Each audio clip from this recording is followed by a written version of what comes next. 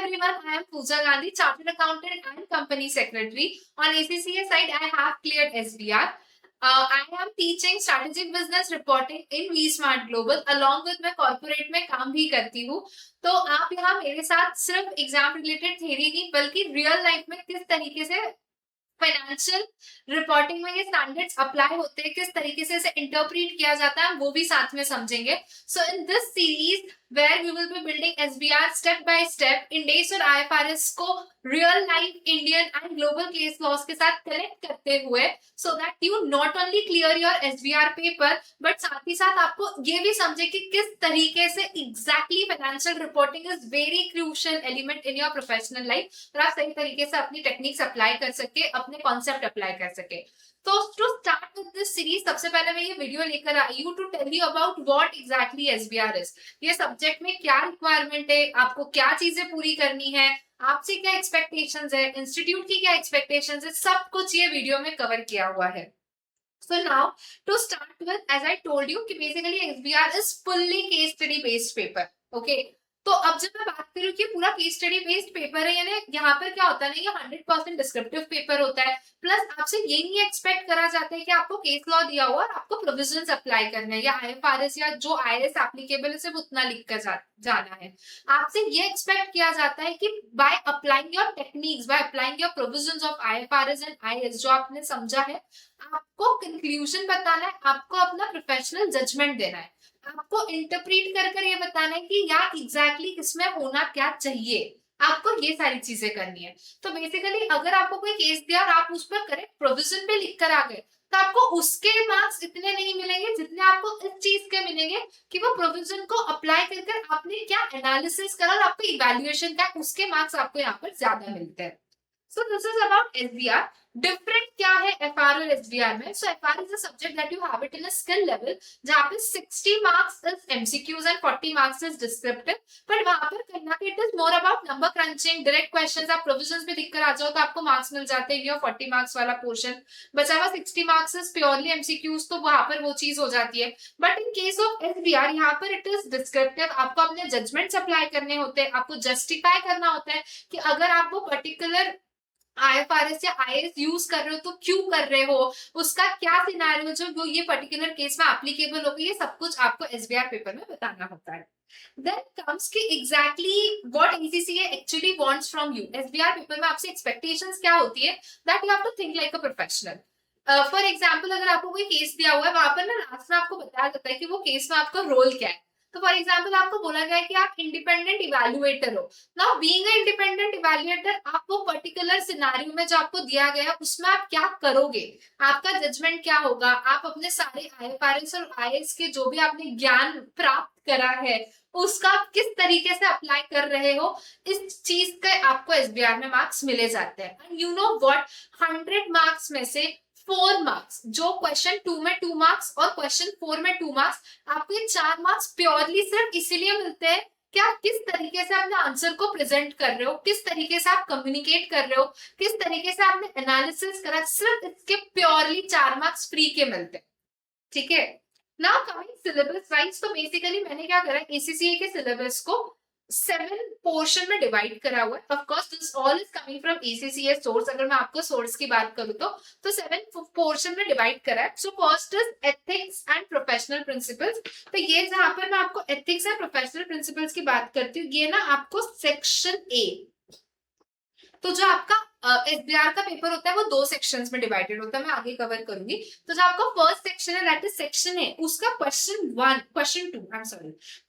2 जो 20 मार्क्स का होता है वो आपको एथिक्स एंड प्रोफेशनल से आता है. ये 20 मार्क्स में से जो 2 मार्क्स है ये आपको मिलते हैं प्रोफेशनल स्किल्स के. Professional skills in the sense कि आप किस तरीके से आपका आंसर कम्युनिकेट कर रहे हो, किस तरीके से लिख रहे हो, प्रेजेंट कर रहे हो, उसके 2 मार्क्स मिलते हैं आपको. Then comes the reporting framework. यहाँ पर बेसिकली ये बताया गया है कि आईएफआरएस आईएएस कैसे आया है, कैसे एनालिसिस करना चाहिए. अगर फॉर एग्जांपल 2 स्टैंडर्ड्स ओवरलैप हो रहे हैं तो कौन से स्टैंडर्ड्स को प्रिविलेज देना चाहिए, किस तरीके से इसका फ्रेमवर्क है, ये सब कुछ यहाँ पर दिया गया है. तो बेसिकली अगर आप बात करो तो this A section A that is ethics professional and principle, section B that is reporting framework. ये कहीं ना कहीं ना आपका बेस क्रिएट करता है for the standards, IFRS and IS का एक स्ट्रॉन्ग फाउंडेशन क्रिएट करता है।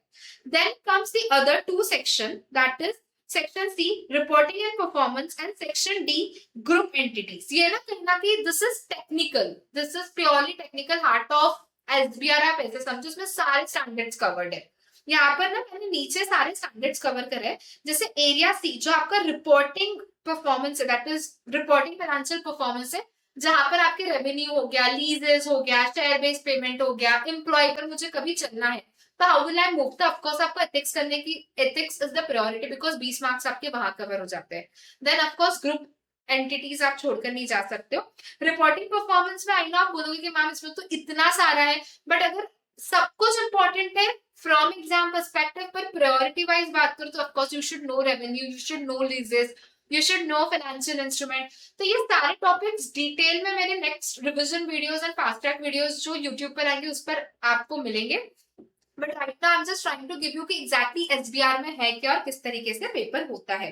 Now coming to how paper is built, मैंने थोड़ा सा ग्लिम्स आपको पहले भी दे दिया था कि बेसिकली जो पेपर है वो आपका 100 मार्क्स का होता है and duration is 3 hour 15 minutes, जो पासिंग के लिए आपको लगते हैं 50 मार्क्स। और ये ना पेपर आपका डिवाइडेड होता है सेक्शन ए और सेक्शन बी। सेक्शन ए में 2 क्वेश्चन होते हैं, सेक्शन बी में 2 क्वेश्चन होते हैं। All question are compulsory, option में कुछ नहीं होता है। जो फर्स्ट क्वेश्चन है सेक्शन ए का 20 मार्क्स का, वो मैं आपको बता चुकी हूँ, वो सेक्शन डी, ये जो हमने यहाँ पर देखा था सेक्शन डी ग्रुप एंटिटीज, इसमें से आता है, ठीक है।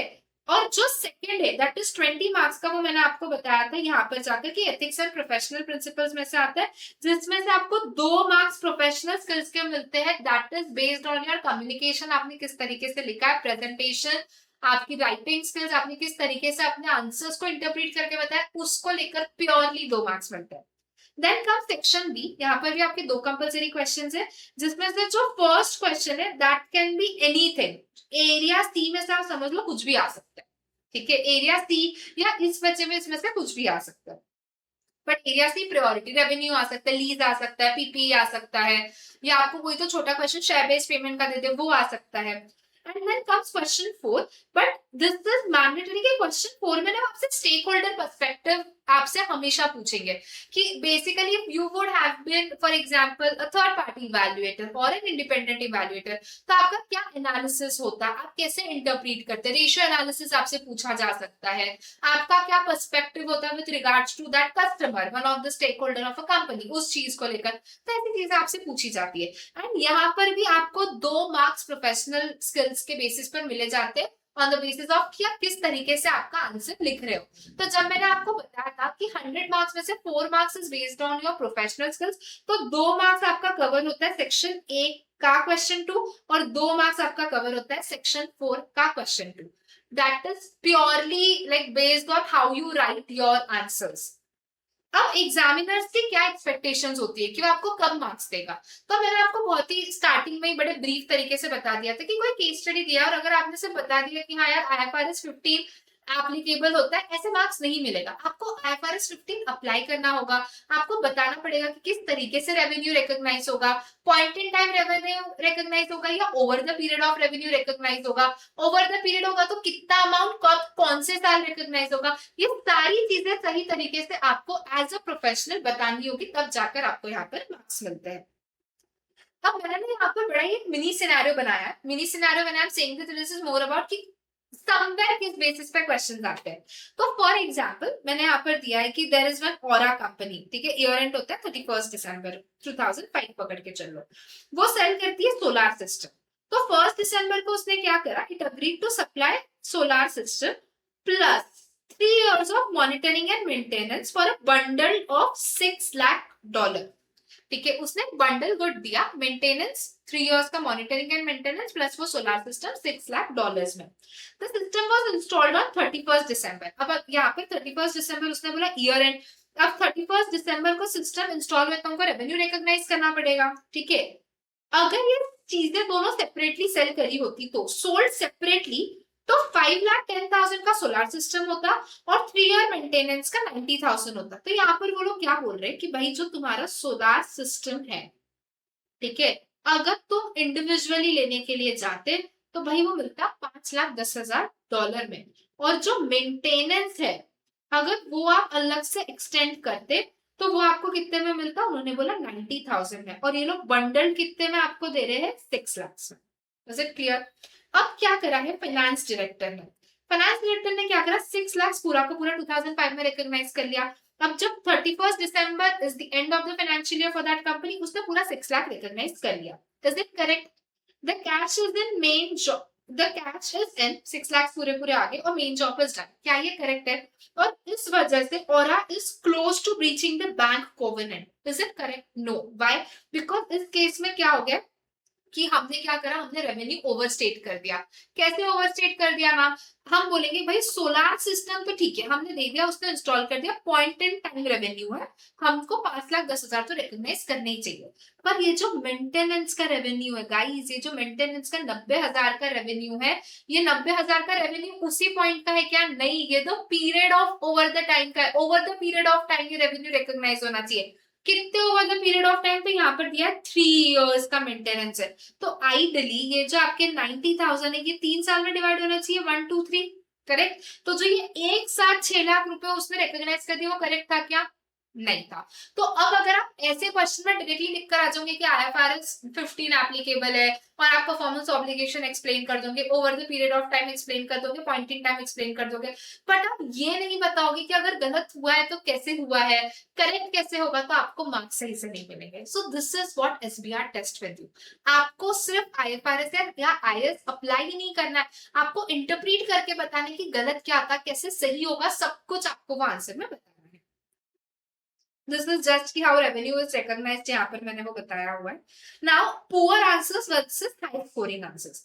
एफआर स्टाइल में अगर आप बात करोगे तो आप क्या, जैसे मैंने आपको बोला, आपने क्या बोला, आप IFRS बता दोगे, बता दिया 6 लाख है, आप करवा दोगे। बट SBR स्टाइल में क्या आपको बताना पड़ेगा कि there are 2 performance obligation. 6 lakh को हमें स्टैंड अलोन प्राइस अगर हमारे पास ऑलरेडी एप्लीकेबल है तो हमको स्टैंड अलोन प्राइस बेसिस पर हमें उसको अकॉर्डिंगली रेवेन्यू रिकॉग्नाइज करना चाहिए। 2005 तक के कितना रेवेन्यू रिकॉग्नाइज होगा, मटेरियली ओवरस्टेट है या नहीं है, वो हमें बताना पड़ेगा, क्योंकि 2005 में रेवेन्यू तो ओवरस्टेटेड है अभी के हिसाब से। अभी कितना रेवेन्यू उन्होंने बुक करा है? उन्होंने बुक करा है, आइडियली उन्होंने बुक करा है 6 लाख। कितना बुक होना चाहिए था? अभी तो फिलहाल 5,10,000 ही बुक होना चाहिए था। करेक्ट? तो कितने हजार से ओवरस्टेट है? 90,000 से ओवरस्टेट है। तो इस तरीके से हमें बताना है क्या इशू हो रहा है। तो सेल्फ इंटरेस्ट थ्रेट है, इंटीग्रिटी, ऑब्जेक्टिविटी, ये सब कुछ हमको बताना पड़ेगा कि भाई प्रोफेशनल एथिक्स के कौन से प्रिंसिपल्स तुम्हारे ब्रीच हो रहे हैं, ये भी आपको सही तरीके से उस केस में बताना पड़ेगा। So this is how your interpretation, evaluation and analysis skill would work in your case studies. Now coming to next marks की यूजुअली कॉमन मिस्टेक्स जो बच्चे करते हैं जिस कारण से SBR में मार्क्स चले जाते हैं। एक, they try to memorise the IFRS कि यार मैं बस लर्न कर लूं, डेफिनेशन लर्न कर लो, लिख कर आ जाओ। भाई मार्क्स ही नहीं मिलेंगे। तुमने डेफिनेशन लर्न भी कर ली, पर अगर तुम अप्लाई ही नहीं कर पा रहे हो केस में, तो क्या काम का लर्न करना। इसलिए लर्निंग इज नॉट इम्पोर्टेंट, वहां तुम्हारे मार्क्स चले जाएंगे। तुमने थ्योरी लिख दी पर तुमने वो केस को अप्लाई नहीं करा, नो मार्क्स। तुमने stakeholders point of view को इग्नोर कर दिया, नो मार्क्स। एफआर स्टाइल में लिख दिया कि ये IFRS है, ये ऐसा ही ऐसा है, नो मार्क्स। तुमने कंक्लूजन मिस कर दिया। Conclusion is very important in SBR, you have to give conclusion कि एग्जैक्टली करेक्ट एंगल आपका वो केस का क्या है। तो ये आपको देने की बहुत जरूरत है। आपको प्रॉपर तरीके से अपना रिकमेंडेशन देना केस स्टडी को समझकर। तो यूजुअली क्या करते हैं ना, यहाँ पर ना लोग गलतियां कर देते हैं जिस वजह से आपके मार्क्स लूज हो जाते हैं। तो this is where we have to identify our loopholes और हमें उसको रेक्टिफाई करना होता है। अब आइडियली अगर आप देखोगे तो आपको समझ में कि मैम फिर आप बता दो कि हम SBR प्रिपेयर कैसे करें, इतनी गलतियां हो रही तो बता दो SBR कैसे प्रिपेयर करें। तो सबसे पहले बट ऑब्वियस कि आपको अपने कॉन्सेप्ट को अच्छे से समझना पड़ेगा, IFRS सही तरीके से समझना पड़ेगा। बिकॉज अगर आपको अपना एनालिसिस या अगर आपको अपने स्किल्स या इंटरप्रिटेशन अप्लाई भी करना है, पर उसके पहले आपको प्रोविजंस तो सही तरीके से पता होने चाहिए। तो आपको IFRS IS सही से समझना होगा, एप्लीकेशन की प्रैक्टिस करनी होगी, आपको multiple case scenarios, case studies, question solve करने पड़ेंगे जहां पर आप वो चीज अप्लाई कर पा रहे हो और आप समझ पा रहे हो कि भाई जो मैंने अप्लाई करा है वो करेक्ट है या नहीं है। पास्ट पेपर सॉल्व करने पड़ेंगे, एग्जामिनर रिपोर्ट देखनी होगी। तो हर एक एग्जाम के बाद ना ACCA एग्जामिनर रिपोर्ट पब्लिश करता है जिसमें वो बताते हैं कि what are the common mistakes जो यूजुअली स्टूडेंट कर रहा है और जिस वजह से एसबीआर में मार्क्स लूज हो रहे हैं, तो वो भी निकालता है। तो ये सारी चीजें आपको करनी होती है। Mock test is very very important. पता है क्यों इंपॉर्टेंट है? I tell you my example only, ठीक है। Coming from CSES background, obviously I know index, मुझे पता है कि क्या कार्बन कार्बाउट है, तो मेरे लिए एसबीआर इतना बड़ा चैलेंज नहीं था पेपर देना। But at the same time CA का एफआर पेपर जब हम फाइनल का देने के लिए जाते हैं, that is purely writing based. SBR paper आपका कंप्यूटर बेस्ड होता है। मैंने मिनिमम 3 मॉक्स दिए थे।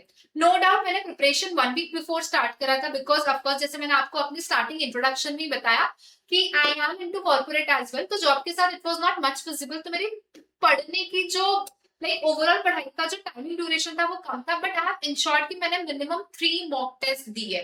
Reason for giving the mock test, ताकि आपको पता हो कि यार अगर कंप्यूटर बेस्ड एग्जाम आपका हो रहा है तो वो किस बेसिस पर हो रहा है। Are you able to solve, आपको समझ रहा है कहाँ पर कहाँ है, किस तरीके से आपको पेपर अप्रोच करना है। That saves lot of your time in your real exam.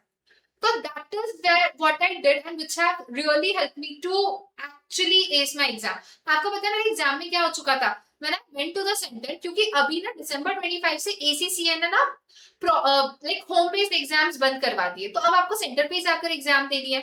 तो जब मैं पेपर देने के लिए गई तो मेरा ना कीबोर्ड सही से नहीं चल रहा था, तो I was trying to type, but वो इतने कीज हार्ड थे कि वो चल नहीं रहे थे। मैंने कंप्लेन करी इन्विजिलेटर से कि यार this is the issue I am facing, you please change the keyboard. They have almost taken 45 minutes, थोड़ा इधर उधर करके, वायर इधर उधर करके, बीच बीच में मैं थोड़ा लिख रही हूँ, फिर कोई आ रहा है, फिर कोई चेंज कर रहा है, ऐसे मेरे 45 मिनट्स वेस्ट हो गए। But still I passed the exam. Still I cleared the exam. Reason for that is because मैंने mocks करके रखी थी. I had the prior knowledge. मुझे पता था कैसे करना, इसलिए जो वो 45 minutes waste हुए, that have not much impacted my paper और मैं पास हो गई.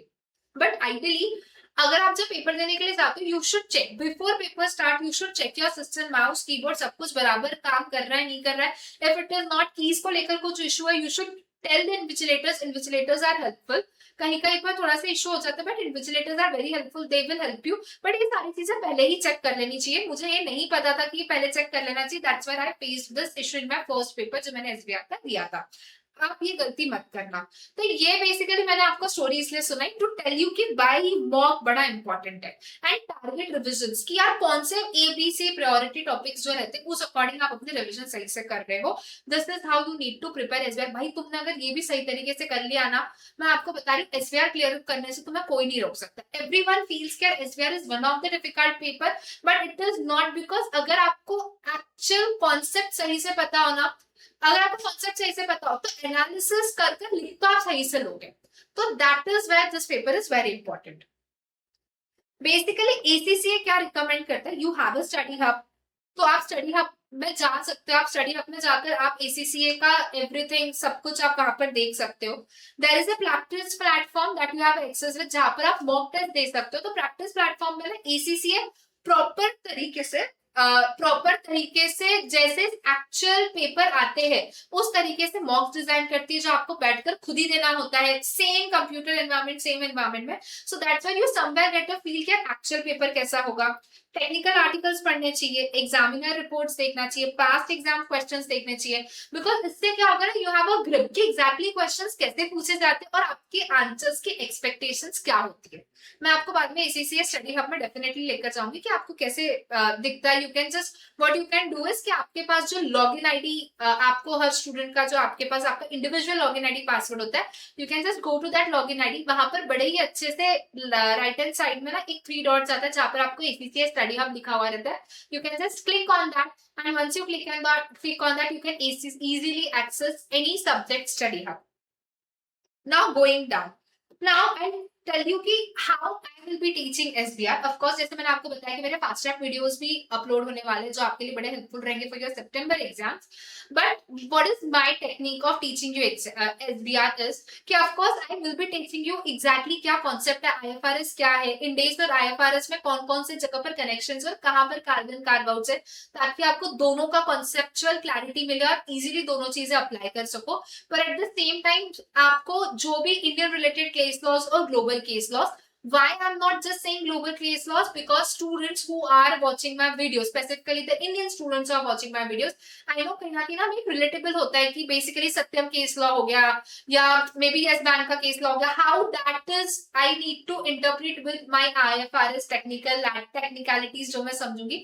तो इस सारी तरीके से आपको इंडियन केस लॉस और ग्लोबल केस लॉस दोनों के ऊपर आपको बताया जाएगा कि किस तरीके से interpretation should be. Maximum number of questions आपको मेरे साथ में सॉल्व करवाऊंगी, मेमोरी एड्स होगी कि किस तरीके से आप इसको सही तरीके से याद रख सकते हो, ताकि even after you clear your SBR exam, but जब आप एक्चुअल जॉब में अपना, जब आप फाइनेंशियल रिपोर्टिंग में ये सारी चीजें अपनी अप्लाई करोगे, आपको सही तरीके से पता हो कि यार ये ऐसा ही होगा। तो ये सारी चीजें I will ensure that you have this. Only one thing that is expected from my end with you is कि आप सही तरीके से जैसे जैसे मैं बता रही हूँ वैसे वैसे ये चीजें कवर करो। सो this is all about SBR। It's nothing कि आपको SBR से डर लगना चाहिए या आपको ये सोचना चाहिए कि यार बड़ा टफ पेपर है, क्लियर कैसे होगा। नहीं, with the right guidance, right interpretation, SBR is not that tough, आप इजीली क्लियर कर सकते हो। और मैं तो आपके साथ हूँ ही, मेरे वीडियोस जल्दी आने वाले हैं। आपको कोई भी क्वेश्चंस, कोई भी डाउट होगा तो you can just comment down, I am here to help you with, और मैं आपके सारे क्वेश्चंस का जवाब दूंगी। Thank you so much, see you soon in the next video, bye bye.